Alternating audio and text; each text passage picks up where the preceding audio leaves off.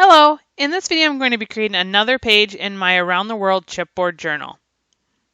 I have already gessoed this piece of chipboard so that it will allow the paint to not soak into the chipboard and also let the paint colors be true to color.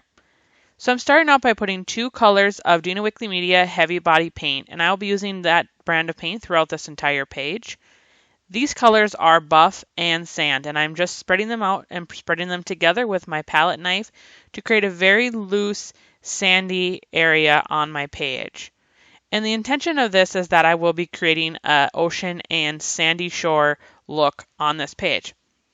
So now I'm just going to go through and I'm going to put out a bunch more colors and little dots over the entire rest of the page so that I can create the ocean portion of the look. And the colors I'm using here are sand, sky, turquoise, marine, ocean, and night, and a little bit of white gesso as well.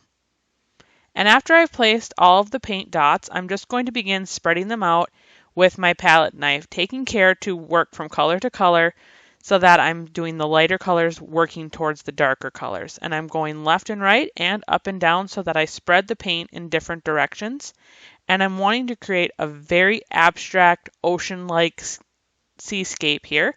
So I'm letting the colors mix a little bit before I move on to the next color. Sometimes I'm bringing the color a little bit forward, the darker color more towards the light, and the lighter color more towards the dark, so that it's looking like the actual movement and waves of the ocean. When I'm spreading out my paint, I'm taking care with my palette knife to just make short strokes. I'm not spreading it too far so that I don't mix the color too much. I am wanting to show the color variations here within this ocean look. And after I have the entire background covered and I'm happy with the look, I'm going to leave it alone because if you work it too much, you will overmix. Now I did decide to go along the edge of the water where the water meets the sand shore and add just a little bit of white gesso with my palette knife, brushing from the edge of the water out into the main part of the ocean. As when water comes into the shore, oftentimes the edge of the water will have that white, airy, foamy dot look to it. So I'm just adding that natural look to the edge of the ocean shore before I let this dry 100%. And while the paint that we laid down for the water is drying, we can begin working very carefully on the sand area of the page. So I'm spreading out a layer of distressed collage medium with my finger, and then I'm pouring on 2 different sizes of Finnabar art stones and pressing them into the sand area with my finger to get them really adhered down into that distressed collage medium we put on earlier. And then to ensure that these do not lift later, I put out a layer of distress resist spray. Now this is a very sticky, clear glue-like resin, and that is why I've protected the entire back of my work area with these papers that I will toss as soon as this is done spraying, because this splatter gets everywhere. And once it's sprayed, you will never get it off. So just protect your work surface as I did here. But it's able to get down into those little bits of art stones and make sure they really adhere to the page. So this is what I'm doing to ensure it doesn't flake off later, and I will let it dry. And now after it is dried, I can go in to add even more color. So I'm taking a pipette and some Dina Wickley Media gloss spray in sand and simply squeezing it onto the page over the sand and letting it run through all the little grains and create that natural sand texture. And then I will also sprinkle on some micro metallic beads into the sand to create the flecks of sand. And these will be grabbed into the resist spray as well.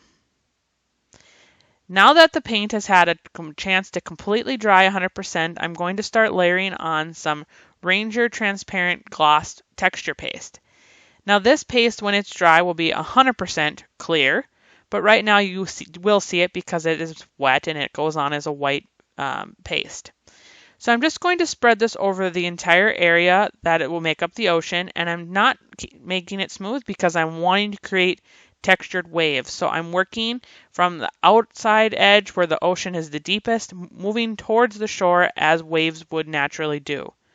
So I'm letting there be a little bit of lines, little bits of overlap, and we'll let this dry 100% overnight. I won't touch it. I want it to be dry before I do any more layers. So the next morning you can see the texture paste is 100% dry, it's clear, but yet as I'm rotating it and the light is hitting it, you can see all of the texture and waves that we created. And now we can begin using paints to highlight those wave textures. So I'm starting with Ranger Liquid Pearls in White Opal, and I'm just using my paintbrush to go along all of the wave textures that we created with the clear texture paste to highlight those actual waves within the ocean. Now, this is going to be very subtle, but it's just adding that little bit of sheen and shimmer that you see in the ocean between each of the waves as you see in the movement and the water's getting stirred up. So I'm just going to outline all of the shoreline and all of the waves with this, and then I'm going to let that dry 100%. And as I work my way deeper and deeper into the water, you can definitely see that white opal liquid pearls show up on the darker colors more so than the lighter colors, but I'm doing it throughout the ocean so that everything has the same consistent feel and movement. And now I'm going to do those exact same steps, this time using white gesso. Now I'm using white gesso versus white paint because white gesso isn't quite as opaque as white paint would be. So it just allows me to have more of that natural color coming through from the under layers of the ocean, while also adding some of that white texture that you would see along the edge of the waves as they're rolling into the beachy shore. So I'm just outlining all of the edges that we created with the texture paste, all of the waves with some white gesso, and I'm not wanting it to be completely full coverage. I am kind of rolling the brush along all of the edges of the texture paste wave so that I'm getting a very natural, very organic wave. Some of it's a little heavier, some of it's a little lighter. If it's too much, I can even blend it out with my finger. And I'm wanting to look really and create that movement of the waves rolling into the beachy shore. I'm going to turn on some music as you watch me create these ocean waves, and then I'll be back at the end to share some final thoughts.